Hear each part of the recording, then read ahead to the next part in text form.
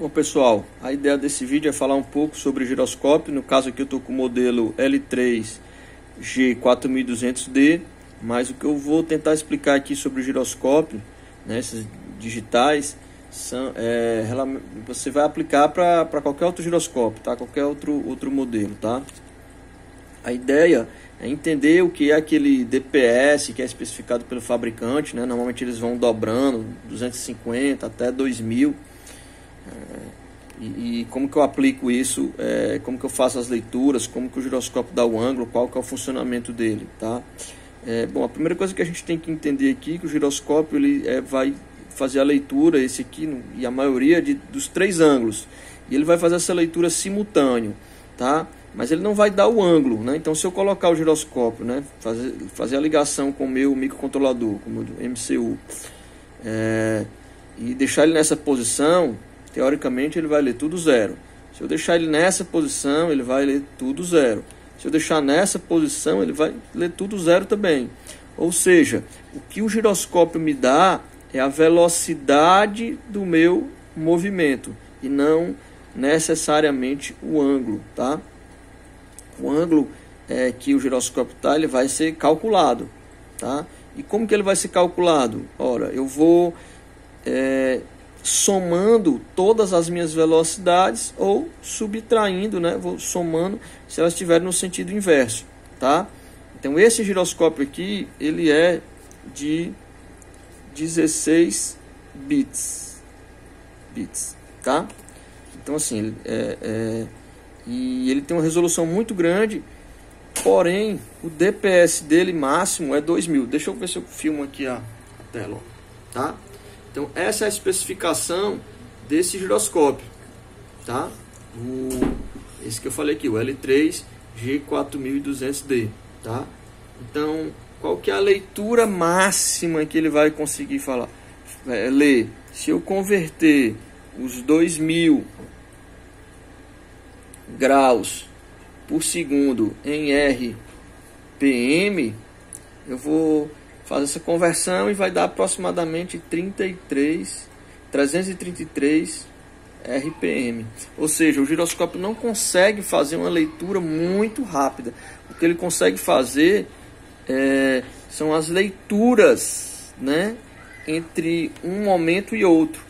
Então eu precisaria consultar o datasheet para saber qual é a frequência entre uma leitura e outra que eu posso executar, mas acredito que esse aqui tranquilamente seja em torno de 1000 Hz, ou seja, 1 kHz, que dá 1000 leituras por segundo. E aí eu consigo pegar, né, um instante ali, sei lá, se eu for ler de em milissegundo, né, e eu vou multiplicar a minha velocidade, que ele vai dar como saída, e multiplicar por esse fator, tá? E aí para cada fator de escala também eu tenho a outra razão de multiplicação, né? Porque se ele é de 16 bits, ele vai ler 32.728 números positivos e 32.727 negativos e o zero, né?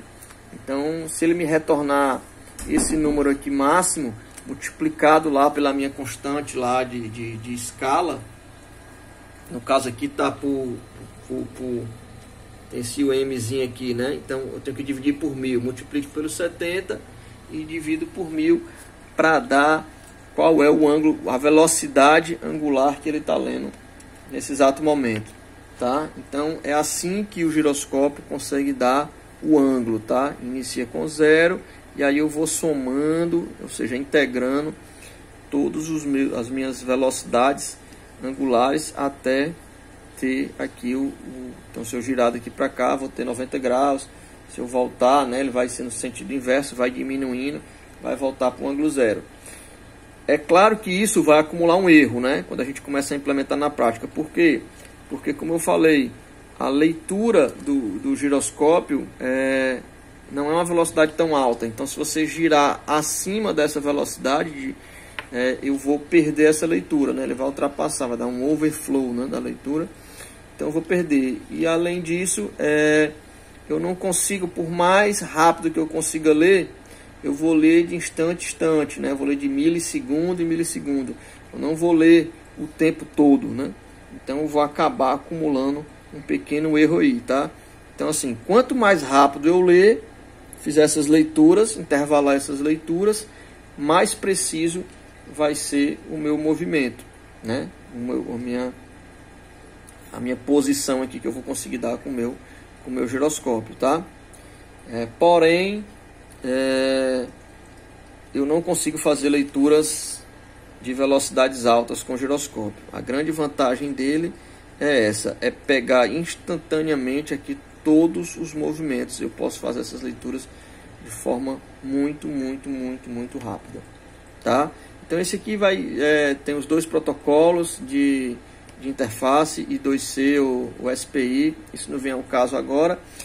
Normalmente eles vêm também com termômetro integrado, que é para fazer leituras de temperatura, isso vai influenciar no erro, tá? E teoricamente, como eu falei no início, ele vai ler 0, mas se a gente ver na prática, se a gente alimentar esse giroscópio, deixar ele nessa posição, aqui parado, e ele estiver alimentado, ele não vai conseguir ler 0, tá?